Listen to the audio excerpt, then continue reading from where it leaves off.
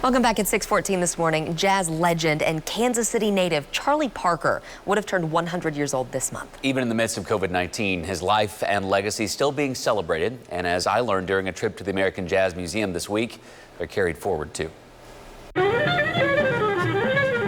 Charlie Parker revolutionized jazz single-handedly. Tempos were faster.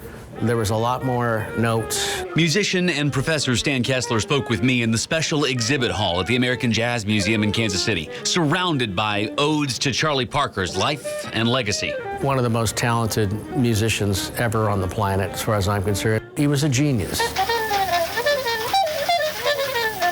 This exhibit is part of the 7th annual Spotlight Charlie Parker event, made even more special by the centennial of Parker's birth. This year, it includes special performances all month long and another chance to teach young musicians about Parker's music. This era, you know, they think, man, like, sounds strange. What's going on? Because it's a different language, it's a different vocabulary. About music, Charlie Parker said, if you don't live it, it won't come out of your horn. We spoke to a young musician who only picked up that horn about 4 years ago. He says still, he lives it every day. I would just say it's hard work.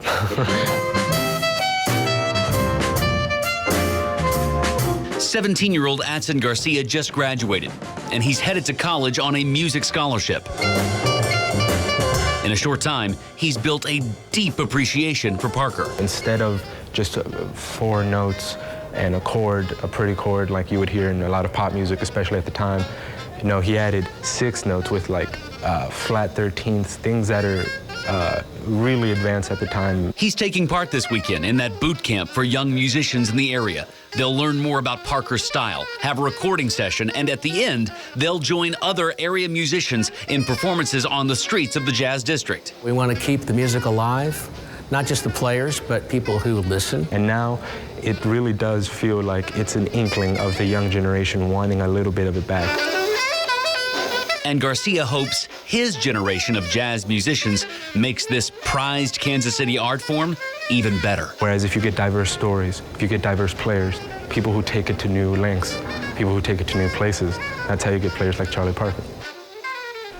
Really enjoyed that. Like everything else, coronavirus has had an impact on the celebration this year. Saturday's boot camp is only going to be open about 20 musicians, not the normal amount, so it's already full. It filled up pretty quickly. But the public can still go and listen to the street performances tomorrow afternoon, starting at 4 o'clock in the Jazz District. There's also several more Charlie Parker observances this month. Between now and the end of the month, we've got a full list for you of those on KSHB.com.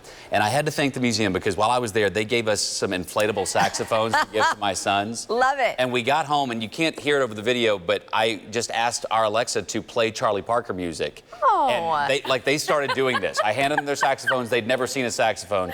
My soulful middle child, Corbin, He's into it. absolutely going for it on the His sax. eyes are closed. I love it. So there's Charlie Parker music playing in our house while they're doing this, and they just went for it. So thanks again to the museum for the new saxophones at our house. And here I was going to say it's so cool to see his legacy still impacting future musicians. And there you go, even more future musicians. That's fantastic. I played the saxophone when I was in high school, but my son already looks better than I did. And you did not bring that today to show us. And there's no video of that, unfortunately. There's really important Kansas City history. It's awesome. Absolutely. So really cool that that's going on all this month. See, and go to our website and see all the spots that you can go and take part.